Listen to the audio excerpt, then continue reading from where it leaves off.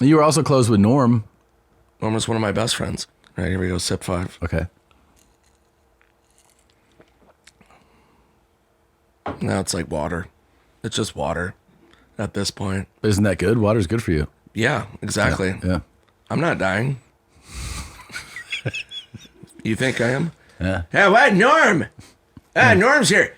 Hey, I'm dead. Hey, I died. What's going on there, right? Hey, I'm a ghost. Boo! Hey, boo! Get it? I'm a ghost. Yeah. Yeah, he was the best. He was great. He was so great. Did you ever know him at all?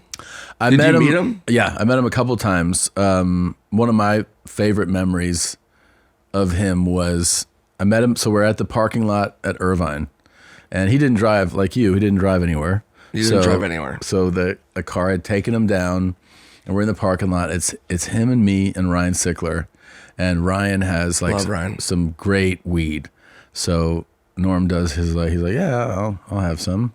And by the way, for me, this also plays to my the idea of performing high. I've done it before. I don't like it. It's fucking horrible. I think it's horrible.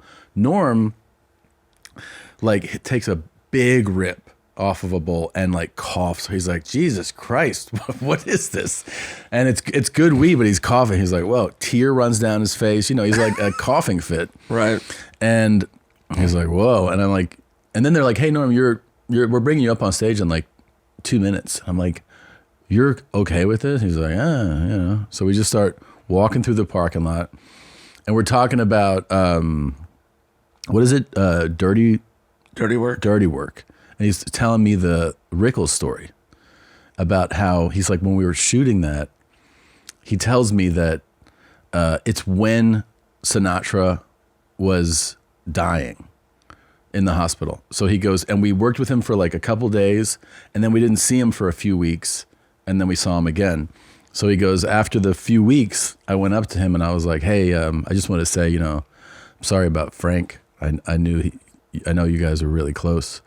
And he goes, yeah, I went and visited him in the hospital, and he was all and he starts just like that. And Norm said he was like, Jesus Christ.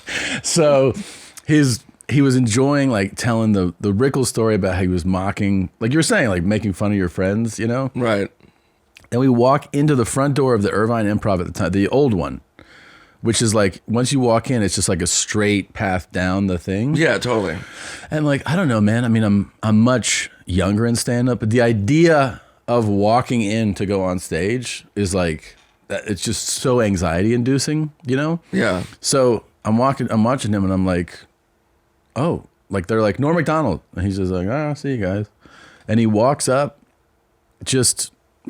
up to the mic, and he's holding a twist off Coke, and he just starts talking about Coke and Sprite and killing high out of his mind. And I'm like, oh yeah, this is another level of right. Of composure and confidence and just mastery of this. You know what I mean?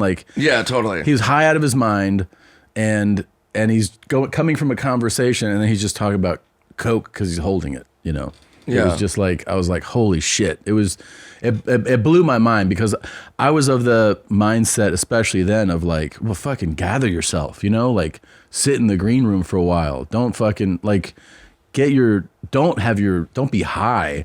Yeah, totally. Have a thought of what you're going to do up there. And he was just just riffing on Coke. Yeah, no, he was amazing. Yeah. But I remember when I first started, Mitch Hedberg was a good friend of mine. And I remember when I first started, I was so, again, anxiety. Yeah. I was just terrified of silence. Yeah. When I was on stage, I was so hyper energy. And I remember seeing Mitch Hedberg, and this is, 1996. And I remember seeing him, and he would go on stage and he would tell a joke, and he did one-liners. If you don't know who Mitch Hedberg is, fuck you. Yeah. Yeah, wake up, motherfucker. You want to fight me? Sorry, somebody. No, so Mitch would go on stage, do a one-liner, and then he would just sit there high. So high. So high. So high. So high. So he would do a one-liner, and then he would wait a minute in between his next joke. And I couldn't process that. Yeah. Because it was so weird to me. Again, like I was so anxiety-ridden about like, okay, I need to like, laughter, suck me, suck me. But like Mitch was just so like, and then I remember when I first met him, after we got off stage, I was like, hey, like, so doesn't that like stress you out when you just stand there and like wait a minute? And he goes, nah, man, nah. It was just like the most like zen. Just like, oh man, I don't know. Yeah, it's fucking foreign to. Good God. That's so crazy. But Norm was like, he would kind of do whatever he wanted. All the time. All the time. So I remember like when I would do colleges. Yeah. And I'd be like, hey, do you guys have like comedy a lot here? And they'd be like, yeah, we had Norm Macdonald. And I go, oh, I love Norm. And they're like, yeah. It didn't go well. I'm like, what do you mean? I remember it was a college in Iowa. It might have been Iowa State. Oh. And they were like, yeah. Are you talking about the Iowa Fair story? That's the greatest fucking... That's another one. Okay. No, this is a different one. Oh, different. Okay. And I brought up the college gig to Norm when we became friends. And I was like, hey, dude, I remember back in the day, I did Iowa State. Mm-hmm. And I guess you were there and it didn't go well. And he goes, yeah, Iowa State. Yeah, I wasn't in the mood. And I'm like, okay. Yeah. You just weren't feeling it? He's like, I didn't like it. And I'm like, okay. Just cool. Just do what you feel like. Yeah. Look, whatever you want. The when I started playing Canada, like, you know, God, it was 15 years ago. You know, he's obviously hardcore Canadian and pride and joy of a lot of people in the Canadian comedy scene, as he should be. And so we'd all ask, you'd ask stories about like, oh yeah, they're like, yeah, Norm worked here. I'm like, so what was that like? And they're like, it was like the old manager. He's like, oh yeah, he was pretty, he was different, He goes, he would, if he killed, he would hide after the show. Like he would hide in the back room. He goes, but if he bombed and like really ate shit and like upset people and just was like just a terrible show, then he would stand in the lobby and make sure to shake everybody's hand on the way out. That's amazing. Yeah. So he'd be like, hi. And they were like, you were awful. That's the most Norm thing ever. Yeah. Right. And so like most people do the opposite. Right. Right. And they want to like hide if they have it. And he was like, no, look at me. Hi.